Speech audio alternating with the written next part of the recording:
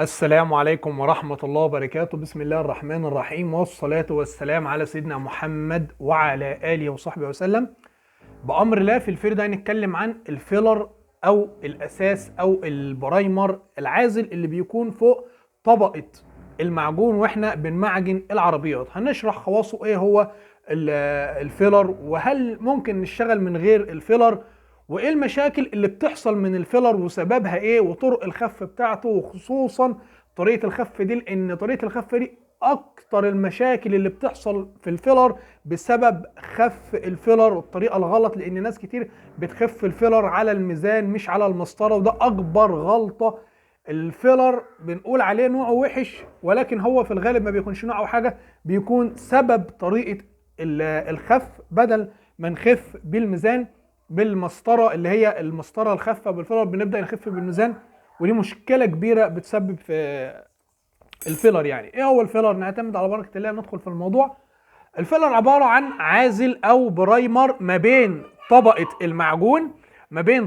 المعجون، وما بين الدهان النهائي. يعني مثلا الفيلر يعني بطانه، اول حاجه قويه جدا، سهله الصنفره، بيعمل ملو، بيظبط. ازاي الكلام دون؟ يعني احنا بعد ما بنجيب العربيه بنسمكرها ونمعجنها، وبعد عمليه بقى صنفره المعجون، شكل المعجون بيكون عامل كده، حبيباته كبيره بالشكل ده كده اهو. تمام. طيب لو احنا نزلنا باللون اللي هو البيز كوت والورنيش وكلام من ده، الحاجات دي صغيره، لو نزلت في المسام دي، الخربشه اللي هنا دي نتيجه الصنفره او المعجون نفسه حبيباته تخينه، هيبدا ان هو يمتص اللون ويمتص الدهانات، وهيبان مشاكل المعجون. فلازم يكون فيه فوق منه طبقه فيلر او الاساس او العازل. يا ريت تقولوا لنا بيتقال عليه ايه ببلدكم.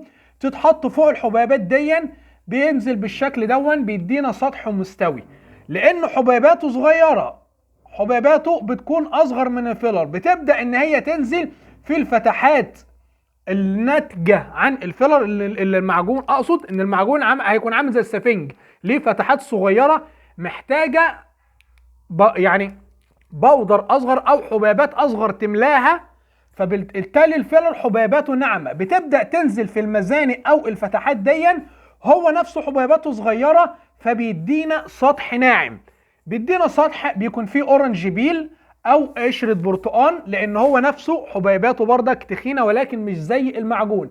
الحبيبات دي بعد عمليه الصنفره بتبدا ان هي تروح، يعني الحبيبات بعد القصص دي كلها بتكون بالشكل ده. بعد الصنفره بيكون السطح ناعم، بنحصل على سطح ناعم. طبعا الفيلر يتصنفر بصنفره بالمكنه 320 او 400، وبعد كده 500، ونبدا اللي انت ترش عليها، ولو بالميه ب 800 بالميه، وتبدا اللي انت ترش عليها. فالفيلر عازل كويس جدا ما بين طبقه المعجون وما بين الوش النهائي، لازم ننزل بيه لانه بيدينا سطح مستوي ناعم، والفيلر عليه عامل كبير في الظبط. يعني انت المفروض اللي انت بعد ما تبطن فيلر، مش مجرد اللي انت بتسحب الفيلر بتنعمه وخلاص، لا، الفيلر نفسه انت لازم تجيب الكاوتشه او البلوك او القالب. يعني يا ريت برضك تقولوا لنا بيتقال عندكم ايه، لان قلنا حكايه الكاوتشه والقالب، في ناس قالت انا مش عارف يعني ايه كاوتشه وقالب. كاوتشه وقالب بتكون عباره عن كاوتشه بتبدا اللي انت تصنفر بيها، لان الفيلر بعد ما بينزل على المعجون سطحه بيكون عامل كده، ما بيكونش متساوي 100%. لازم اللي انت تصنفر بالكاوتشه لغايه ما تطحن على سطح مستوي ناعم، تيجي تمرق الشغل تلاقي مفيش اي ريجه ولا اي رعشه. لكن لو انت ظابط المعجون تمام ومارق، تيجي تنزل بالفيلر، لو صنفرت الفيلر مجرد كده بالفوطه زي ما الناس ما بتعمل، او بكاوتشه كده، اي حاجه في اي حاجه، هيطلع لك فيه ريجه ورعشه، لان انت ما ظبطتهاش في الفيلر زي ما ظبطتها في المعجون. زي ما ظبطت المعجون بالقالب والكاوتشه صح، لازم تطبق نفس الخطوه على الفيلر علشان خاطر تحصل على السطح المتساوي المظبوط اللي انت عايزه. فالفيلر تعتبره معجون، ولكن كل ما في القصه ان هو السطح بتاعه ناعم، ينزل عليه الدهان، اللون اللي هو البسكوت او الورنيش هيديك سطح متساوي. وقبل ما يعني دايما قبل ما ترش، بعد ما تخلص مرحله الفيلر، بفوطه بمطهر كده او حاجه تمرق الفيلر في حته فيها ريجه فيها رعشه، تبدا اللي انت تظبطها على الفيلر. يعني الفيلر نفسه بيتظبط عليه. الفيلر ممكن يسبب لك مشكله في الريجه او حاجه. طبعا بقى طريقه الخف دي قصه تاني. ليه؟ اكتر المشاكل اللي بتيجي بالفيلر بتيجي من الخف. ازاي؟ المفروض الفيلر يتخف، المفروض الفيلر يتخف بنوع التنر المناسب ليه. التنر ما يتخفش بتنر الجراكن، الفيلر يتخف بتنر فرن، التنر اللي بتخف بيه البويه، التنر اللي مكتوب على العلبه بتاعت الفيلر بتاعه. كل علبه فيلر هتيجي في ظهر العلبه كده هون، تيجي في ظهر العلبه تلاقي مكتوب لك نشره فنيه في ظهر العلبه يقول لك انا بتخف بالمسطره. يعني هنفرض مثلا انت لو جبت علبه الفيلر خفتها بالمسطره، هتحصل على الصلابه المطلوبه، الجوده المطلوبه، مش هيسبب لك مشاكل. ليه؟ لان العلبه نفسها بيقول لك خف بالمسطره، اللي احنا شايفينها دي مسطره مترقمه. طبعا دي ليها حلقه لوحدها عندكم على القناه، اكتب طريقه خف الدهانات بالمسطره والميزان. لازم تخفوا بالمسطره، المسطره هي اللي هتديك المعدل السليم. انما لو خفيت على الميزان، لو خفيت بالميزان، الفيلر هيكون واخد المصلب بتاعه بزياده غلط، والتنر بزياده غلط. لكن المسطره بتديك المصلب صح والتنر صح، لان المصلب والتنر لو زادوا على الفيلر هيسببوا مشاكل. زائد استخدام التنر الغلط. كل علبه فيلر مكتوب عليها طريقه الخف، كل علبه فيلر مكتوب عليها طريقه الخف. يعني نيجي نبص مع بعض كده يا رجاله، مثلا على سبيل المثال ادي علبه اهي، دي علبه فيلر. كل علبه زي دي هتلاقي في ظهرها هنا مكتوب عليها طريقه الخف. يعني ده نوع فيلر، بصوا ركزوا في الحته دي، ده نوع فيلر ليه طريقتين خف. ماشي؟ اول طريقه بيقول لك خف الفيلر دون 4-1-1. يعني ايه 4-1-1؟ يعني تختار المسطره اللي مكتوب عليها 4-1-1. هنا لو ناخد بالنا، بصوا المسطره هنا يا رجاله، بصوا المسطره دي ايه؟ 4 مكتوب هنا 4 وهنا 1 وهنا 1. نبدا اللي احنا نحط المسطره دي في علبه عدله، مش علبه عامله كده او علبه عامله كده، لا علبه عدله. حتى هنا تقول لك بص على المسطره ايه، بيقول لك بص ايه، ممنوع هو رسم لك اهو، عامل لك غلط على العلبه اللي هي الضيقه من تحت واسعه من فوق، والصح العلبه اللي هي العدله. وتبدا تحط المسطره عدله وتشتغل. مسطره 4-1-1. يعني مثلا دي مسطره جلازوريت ومكتوب عليها 4-1-1.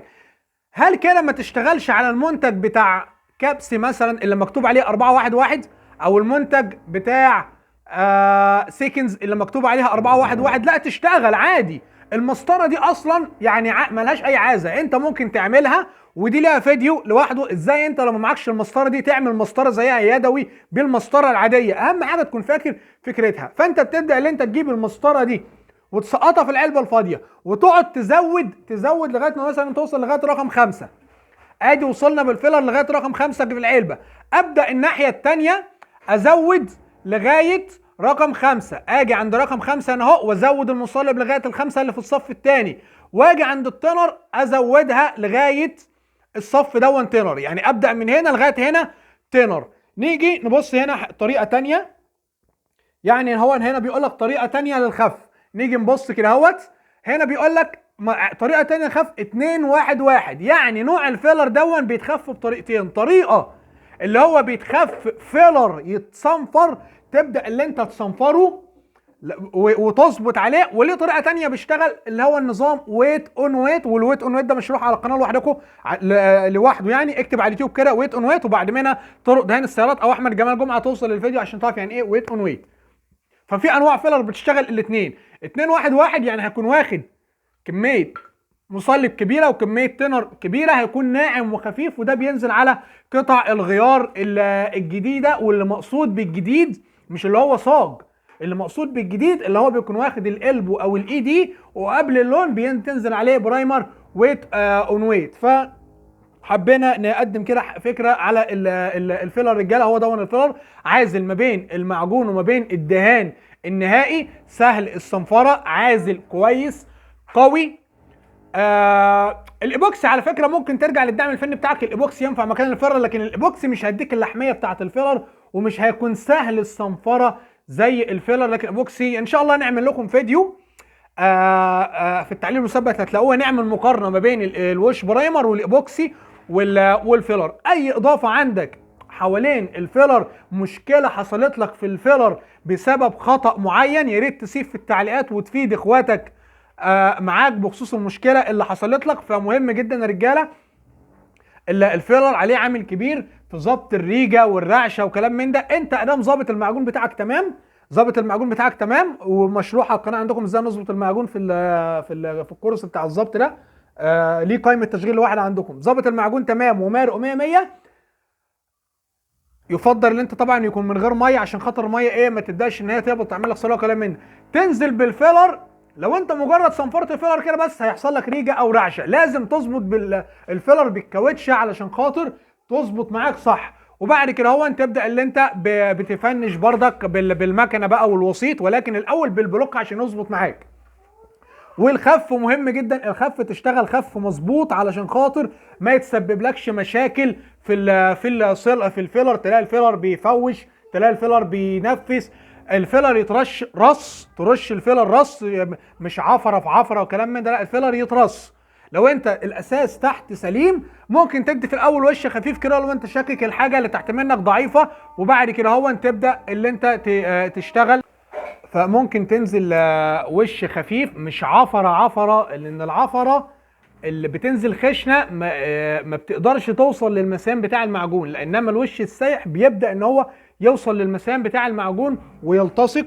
يعني على سبيل المثال ادي الحبيبات بتاعه المعجون مثلا، ادي لو جبنا الميكروسكوب هتلاقي سطح المعجون عامل كده اهو، ليه سنون مكان الصنفره.